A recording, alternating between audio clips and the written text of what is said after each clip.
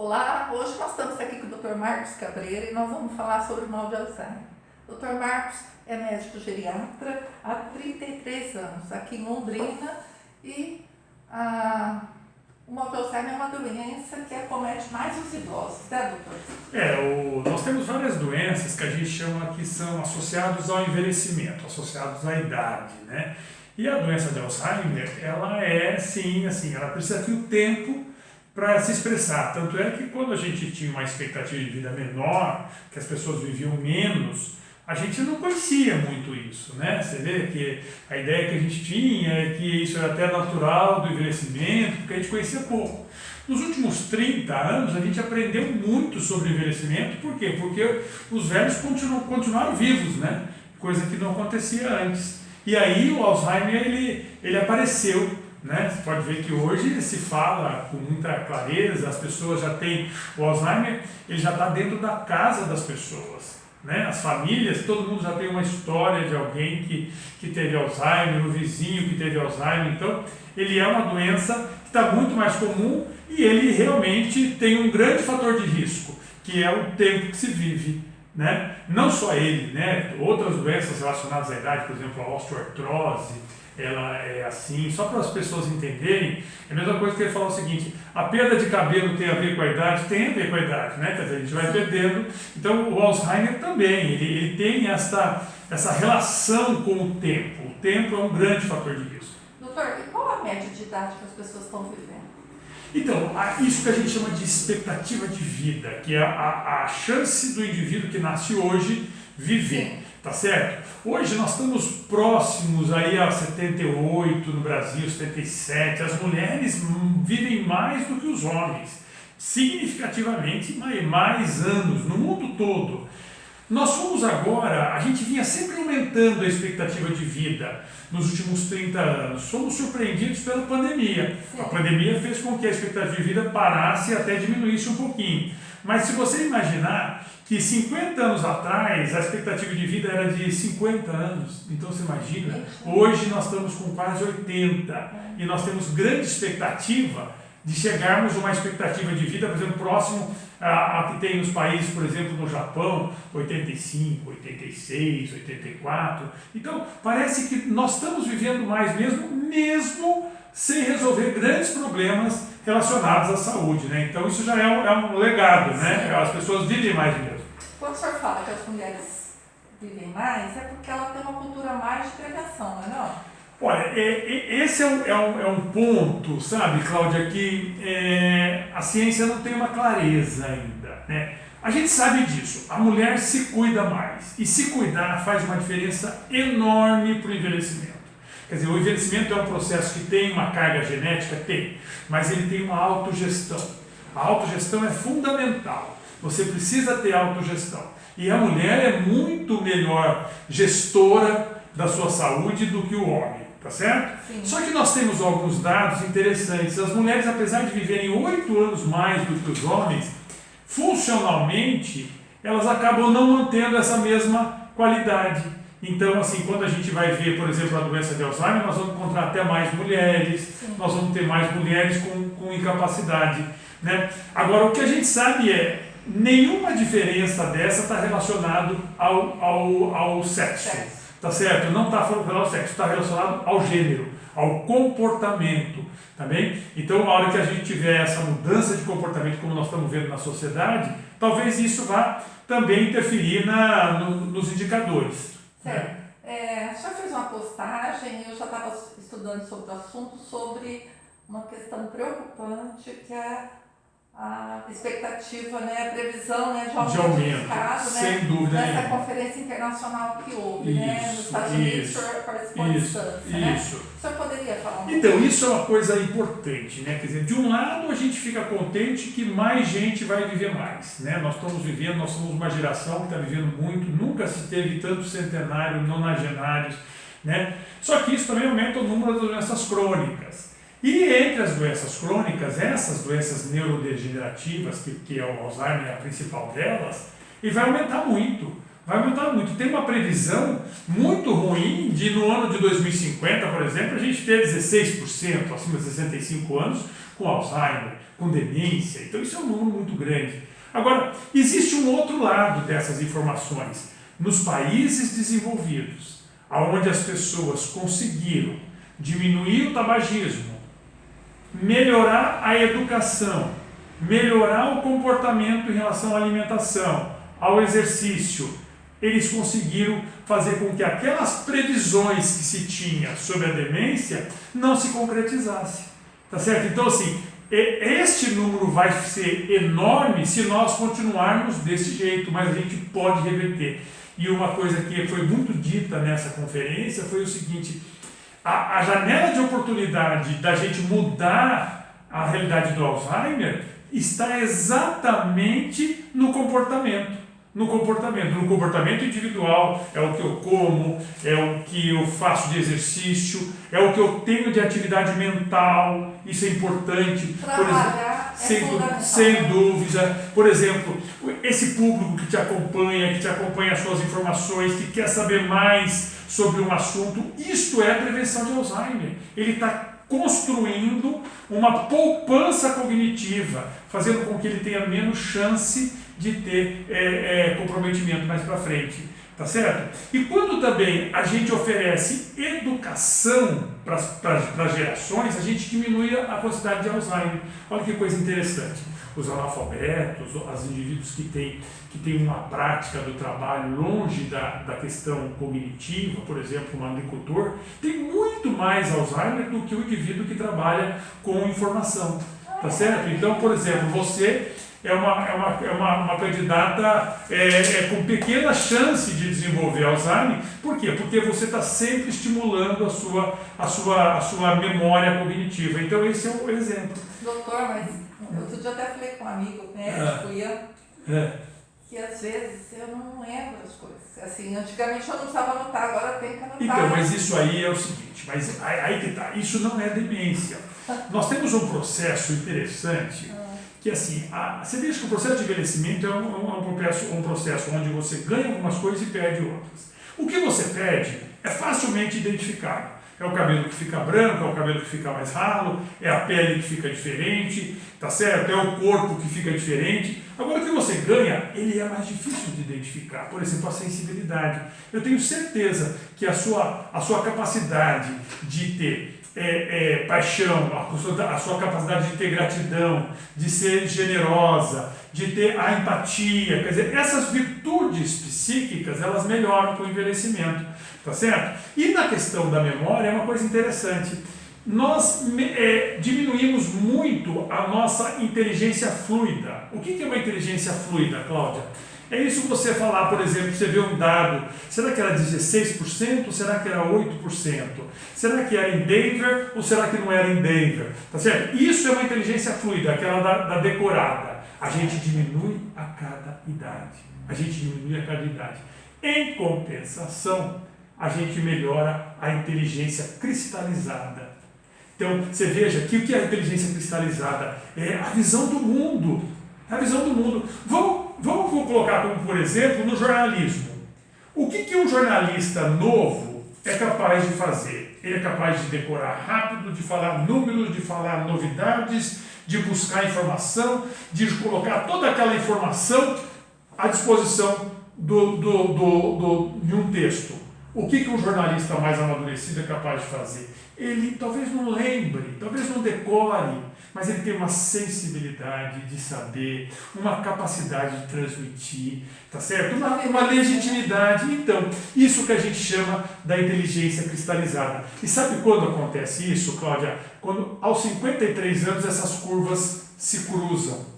Olha que interessante. Então, aos 53 anos, a minha inteligência fluida diminui ao ponto da minha inteligência cristalizada aumentar. Então, você veja que a gente percebe isso. Então, quando você...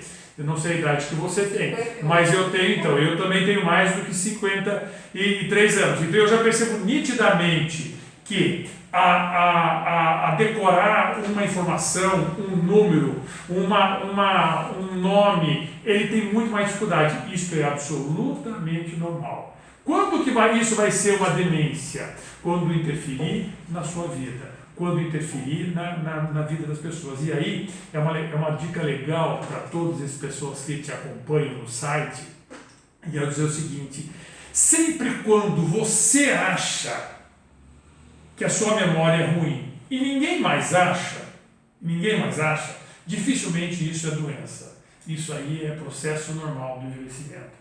Agora, quando você acha que a sua memória está ótima e todo mundo acha que não está tão boa assim, isso é sinal de doença. Certo. Doutor, quais são os sintomas do Alzheimer? As pessoas que convivem com alguma pessoa que está com esse tipo de sintoma, acendeu o alerta. Então, ó, você vê que quando a gente fala em Alzheimer, a gente liga direto um caninho com a memória. Certo. Mas a memória não é uma coisa obrigatória. Eu vou te dar um exemplo. É possível que eu comece a ter Alzheimer com a memória normal, só que eu tenho, por exemplo, uma dificuldade de me localizar. Por quê? Porque as minhas habilidades cognitivas, a gente usa a cognição para falar dessa função cerebral mais superior, elas são variadas. Eu posso ter dificuldade de localização, eu posso ter uma dificuldade de comunicação. Por exemplo, eu olho um relógio, eu sei que é para ver horas, mas eu não sei falar a palavra relógio. Isso chama-se afasia. Isso pode vir antes da memória em algumas situações. Outra coisa, comportamento. O indivíduo está com a memória normal, ele está sabendo conversar, está sabendo localizar, mas ele tem um comportamento inadequado, ele perde o filtro. Sabe aquele indivíduo que sempre foi um indivíduo muito pudico, normal, bem comportado, e começa a contar uma piada fora do lugar, começa a perder a noção do ridículo. Quer dizer, ele perdeu a questão do controle frontal. Então, só para te dar um exemplo, que a memória é talvez a mais frequente, mas eu posso ter outras habilidades que sejam comprometidas antes da memória. Tá certo? Então, o que a gente tem que perceber? Quando a gente perceber uma mudança de comportamento que interfira com a vida do indivíduo. Agora, isso não acontece só no Alzheimer. Eu vou te dar um exemplo da depressão. A depressão, o indivíduo pode ter um comportamento como esse. Eu vou te dar um outro exemplo, remédios para dormir. O indivíduo que toma muito remédio para dormir acaba tendo esse impacto na vida dele, tá certo? Que é uma coisa importante, uma coisa muito importante, tá certo? Eu posso ter, por exemplo, uma função da tireoide alterada, entendeu? Então você veja que esses primeiros sintomas, eles se confundem muito, né? É muito comum você se confundir com depressão e ao começo de Alzheimer, né? Então a gente tem que, por isso que precisa de um corpo, de um profissional de saúde que tenha mais experiência com essa doença. E eu andei estou tendo contato com uma pessoa, né, que tem Alzheimer, e o que me choca muito é que ela não reconhece nem os filhos. Ele nunca estaciona? Tem medicação para estacionar? Interessante, né? O Alzheimer, ele é necessariamente uma doença progressiva e irreversível. Então, essas duas características ele vai ter, tá certo? Mas essa progressão... Então, a velocidade dessa progressão que a gente pode fazer um controle. E não é só remédio. Eu vou te dar exemplos mais simples. O Alzheimer que faz exercício, ele tem uma progressão mais lenta. O Alzheimer que faz estimulação cognitiva, ele tem uma progressão mais lenta. O Alzheimer que tem um meio social positivo, ele tem uma progressão mais lenta. Agora, os remédios que nós temos hoje não acabam com o Alzheimer. Eles só diminuem a velocidade de progressão, que é, de uma forma mais bruta, em torno de 12 anos, desde quando começa até o final, porque depois ele vai perdendo todas as condições dele. O Alzheimer vai chegar no final da vida dele, Cláudia, sem condição de conversar, sem condição de se movimentar, exatamente, sem condição de controlar as fezes, a urina, e ele vai chegar a um ponto de não ter condição de se alimentar, que esse é talvez o ponto final. Os medicamentos, eles podem estender um pouco para 14, para 16, para 18 anos, é muito variado. Nem todo mundo responde tão bem Tá certo? Doutor, como é feito o diagnóstico? O diagnóstico é feito clinicamente, sem dúvida nenhuma, é uma coisa extremamente importante, né? Você fazer uma conversa onde eu consigo separar o que é um envelhecimento normal e o que é uma demência. E aí também separar, fazer o diagnóstico diferencial de outras situações que mimetizam um quadro de demência, tá certo? Como eu dei o exemplo da depressão. Tá bem, eu cheguei à depressão, à demência, tá. Cheguei à demência, então o que eu vou fazer? Achar a etiologia, que de cada 10 que eu cheguei à demência, 6 vão ser Alzheimer, os outros não. A imagem, seja na tomografia, seja na ressonância, vai me ajudar muito. Então, a ressonância é muito importante. As células do cérebro, elas vão morrendo, é isso que acontece? Mais ou menos, elas são ocupadas, o cérebro ele é ocupado por um tipo de célula que existe, mas não existia tanto, que é a proteína beta-amiloide.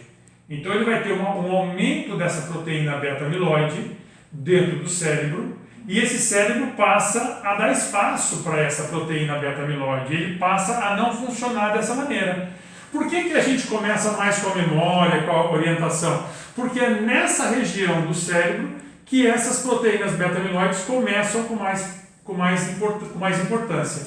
E tem também como se fosse uma cicatriz de uma outra proteína que chama proteína tau. Ela forma uma cicatriz. A proteína tau não é comum, tá certo? Mas é uma coisa, uma novidade. Então essas duas coisas que acontecem no cérebro, eles vão acontecendo e a gente não dá conta disso. Os primeiros remédios que foram para diminuir a beta-amiloide foram autorizados agora, recentemente, nos Estados Unidos. Só que, no entanto, ele não é um remédio, nem é barato, nem é simples, nem é um remédio isento de efeitos colaterais, ele dá muitos efeitos colaterais, e também ele não consegue garantir 100% da situação. Então, mas é uma expectativa da gente conseguir reverter essas proteínas beta-amiloides. Os remédios que a gente tem hoje não fazem isso. Doutor, qual o país que tem mais, assim, que a gente sabe que é os Estados Unidos? Olha, assim, quanto mais velho é o país, mais demência ele vai ter. Certo. Tá certo? Então, Sim. assim, os países que tem uma proporção de idosos maiores, tem mais demência. Então, você veja que no Japão tem muito, também que é uma população envelhecida, a Europa tem população envelhecida, os Estados Unidos, então não tenha dúvida nenhuma. Sim. O que está acontecendo nos países em desenvolvimento é uma antecipação, um rejuvenescimento da demência de Alzheimer. Isso é grave, né, Muito triste, né? Isso é muito triste. Então, quer dizer, entre todos os problemas que a gente tem por ser mais pobre, a gente também tem uma jovialização da demência de Alzheimer, uma precocização, quer dizer, está chegando mais cedo. Então, aí a gente vai falar de prevenção, né? Porque Isso. tem como a gente tentar prevenir essa doença, né? Tem. Isso os trabalhos mostram claramente que existe sim essa possibilidade. E eu li sobre, mas eu gostaria que o senhor falasse. Então, olha, a gente entende o seguinte, este cérebro que vai ser invadido pela proteína beta-amiloide, se ele for um cérebro saudável, ele vai ganhar da proteína amiloide por muito tempo. Certo. Tá certo? E como é que a gente deixa o cérebro saudável? A gente controla bem a pressão arterial, a gente controla muito bem o açúcar do diabetes, a gente controla bem o colesterol, a gente controla os efeitos deletérios para a circulação, que é o tabagismo, tá certo? E outra coisa, cérebro saudável é um cérebro ativo. Quanto mais eu usar minha cabeça, menos chance eu tenho de ter demência. Não adianta eu ter ganhado um prêmio Nobel há 20 anos. Eu tenho que ver o que vai continuar. Você me disse que você foi uma jornalista da Folha de Londrina por muito tempo. Você poderia chegar a um determinado momento e dizer o seguinte, agora eu posso ficar no sofá sem fazer nada. O sofá dá Alzheimer. Tá certo? Trabalhar dá pra ser. Exatamente. Então, o trabalho ele tem outras recompensas que não é só a questão do dinheiro, é a questão do dinheiro, da identidade, do prazer, do network que você constrói, da rede de amigos que você tem e, inclusive, da possibilidade de você ter menos demência. A minha mãe tem 90 anos e eu falo com ela duas vezes ao dia, né? Falo, só não parece que ela não mora aqui, mora no estado de São Paulo, ela fala, filha, eu tô preocupada, porque eu falo, mãe, se ela tem 90, se a senhora me esqueceu alguma coisa, eu que vou ficar preocupada. Exatamente. Mas ela faz palavra cruzada. Então, aos 90 anos, a prevalência de demência é de 45%. Então, você veja que se ela está na fase dos 50%, entendeu? Então, é uma dádiva, né? Sim, É uma sim, dádiva, é. uma coisa muito importante. Certo. E o Alzheimer é uma doença que acomete a família, né, doutor? Sem dúvida, sem dúvida. Quem convive com um paciente, eu queria que o senhor falasse um pouco da importância Então, da família. Então, existe o Alzheimer é uma doença que compromete todo mundo que se articula com essa pessoa, tá certo? Porque ela deixa de desenvolver esse papel. Aquele pai de família, aquele avô que não vai ter mais, aquele produto de troca que é a sabedoria, que é o bom senso, tá certo? É aquela senhora que passou a vida toda sendo importante para todo mundo na família que deixa de ser, tá certo? Então, além das famílias perderem esse talento, Sim. tá certo? Elas ainda vão trabalhar com o indivíduo que vão gerar uma demanda que ela não estava preparada, tá certo? Que demanda é essa? É uma pessoa que vai precisar de ajuda para comer, para tomar banho, vai acordar no meio da noite. É mais ou menos, Cláudia, a demanda que uma criança de 3, 4 anos dá. Sim. Mas como a gente lida com a demanda de uma criança de 3, 4 anos? A gente lida com esperança, com otimismo, com alegria, põe o amor na frente. Sim. Como é que a gente lida com uma demanda de uma pessoa de 80 anos que tem dificuldade para segurar o xixi, para segurar o cocô e acorda à noite? A gente nem sempre tem a mesma condição. Não estou dizendo que nós somos ruins por causa disso. Eu estou dizendo que a gente tem que entender essa diferença, entendeu? Por isso que gera um estresse enorme do cuidador, principalmente para os cuidadores que não admitem a possibilidade de terceirização de cuidados. É fundamental terceirizar cuidado.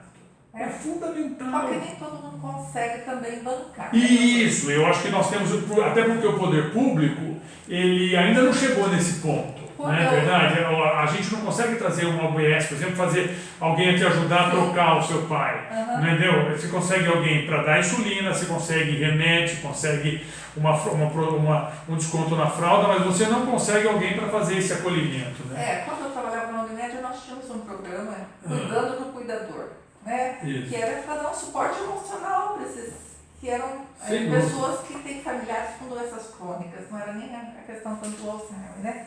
Mas quando o senhor fala terceirizar, o fato, eu não sou contra clínicas especializadas, mas de tirar o paciente do convívio da família, isso não acarreta alguma situação emocional para ele? Eu vou dizer uma coisa para você. Primeiro é o seguinte, existe um exército de indivíduos idosos com dificuldades funcionais que estão na família, mas não estão na família.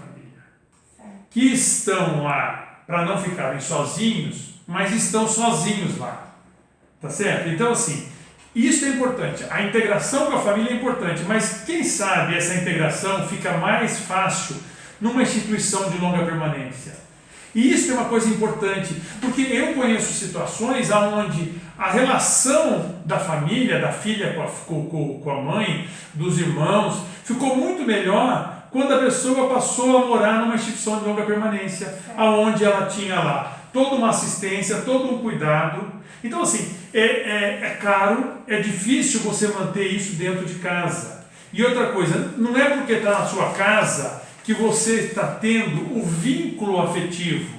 De repente você pode ter um vínculo melhor ela estando numa instituição de longa permanência. Nós não temos essa cultura, né? Nos Estados Unidos é uma coisa absolutamente normal. Em um país desenvolvido, de cada 10 pessoas, Cláudia, 6 vão passar os seus últimos anos numa instituição de longa permanência. 6. Então você imagina, tendo Alzheimer ou não, mas com a insuficiência cardíaca, quer dizer, naquele momento em que eu tiver que precisar de um apoio, de uma ajuda, eu posso ir num lugar onde ele vai me acolher. E agora nós criamos um preconceito em relação a esses, portanto, a gente chamava de asilos, né? E a gente acha que lá não tem dignidade.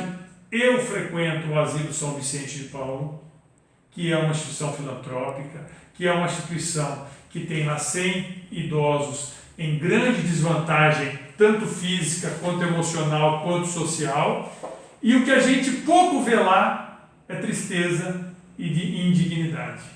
Doutor, eu divulguei nas minhas mídias sociais que eu ia vir fazer uma matéria e pedi para as pessoas colocarem as dúvidas. Certo. Existem duas que eu não posso esquecer de perguntar. Uma é a questão do uso do canabidiol no tratamento de paciente colocar. Certo. E a outra é a questão, eu até estudando para vir aqui, sobre a questão do SAP.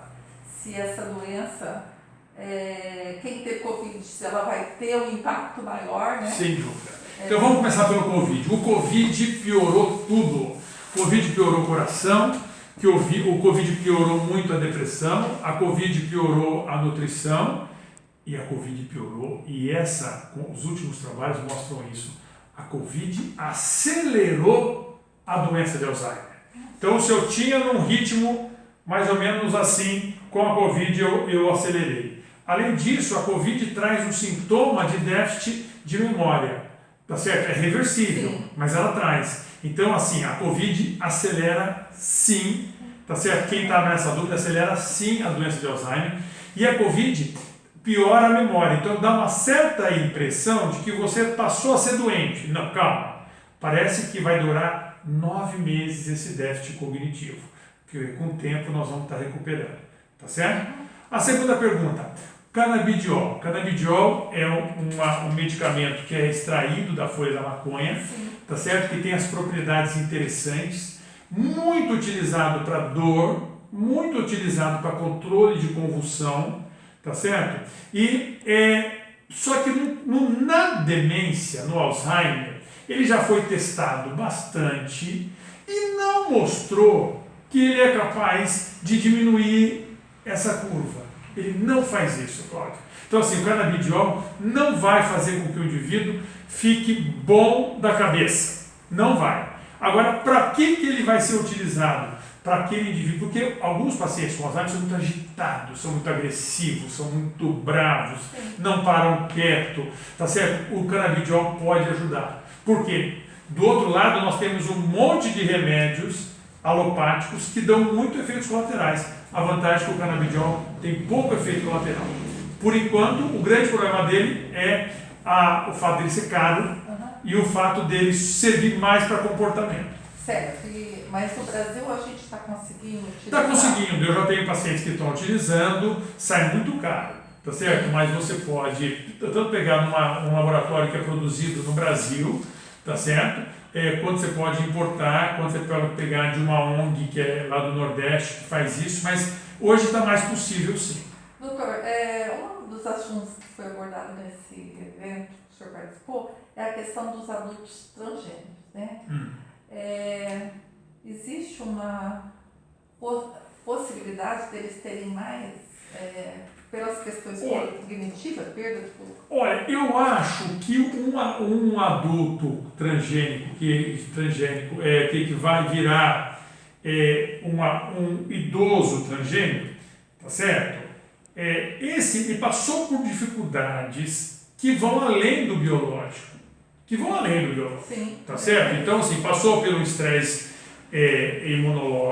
hormonal, sem dúvida nenhuma, tá certo? A gente sabe que manipular hormônio é difícil e é complicado, dá complicação, mas também passou por um comprometimento que passou pelo social, pelo afetivo. Então, assim, como a gente sabe que a doença de Alzheimer, ela custa caro para essas pessoas que têm essa dificuldade do estresse, da dificuldade, da adequação, eu acho que eles têm tudo para ter uma prevalência maior. Eu vou te dar um outro exemplo. Você sabia que crianças que vivem em ambiente adverso na infância, esse ambiente adverso pode ser por agressividade dos pais, por estresse de falta de alimentação, por baixo estímulo educacional, são crianças que vão desenvolver mais a doença de Alzheimer mais para frente. Então você imagina uma população ser transgênero nesse momento, nesse mundo, a dificuldade que você tem que fazer. Talvez isso não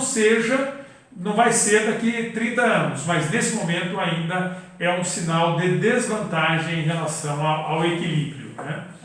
Doutor, então, para a gente concluir essa entrevista, que dicas ou que orientação que o senhor dá para as pessoas? Olha, a grande orientação é dizer o seguinte: não vamos pensar agora que as doenças são. O mundo conspira contra a gente com as doenças. Não, a doença ela é uma mistura de possibilidade genética, mas é bem menos, tá certo? E com uma grande possibilidade do seu comportamento. E as doenças crônicas degenerativas, que não são o Alzheimer, mas a osteoartrose, a osteoporose, os infartos, eles são todos frutos do nosso comportamento. Então a grande dica que eu dou, Cláudia, para todo mundo que te acompanha é dizer o seguinte: você é responsável pelas suas doenças crônicas, tá certo? Você é responsável, então o seu comportamento vai te ajudar. E outra coisa, quando você fala mal do envelhecimento, quando você fica bravo porque ficou com o cabelo branco, quando você fica bravo porque está ficando cada vez mais velha, este envelhecimento traz uma coisa muito legal para a gente suportar essas dificuldades da doença crônica: a resiliência. Nós somos providos de uma resiliência ao envelhecer, tá certo? Que faz com que a gente tolere mais isso, a ponto da gente ter um monte de doenças crônicas e não por isso a gente vive mal. Obrigada. Foi um prazer estar conversando com você.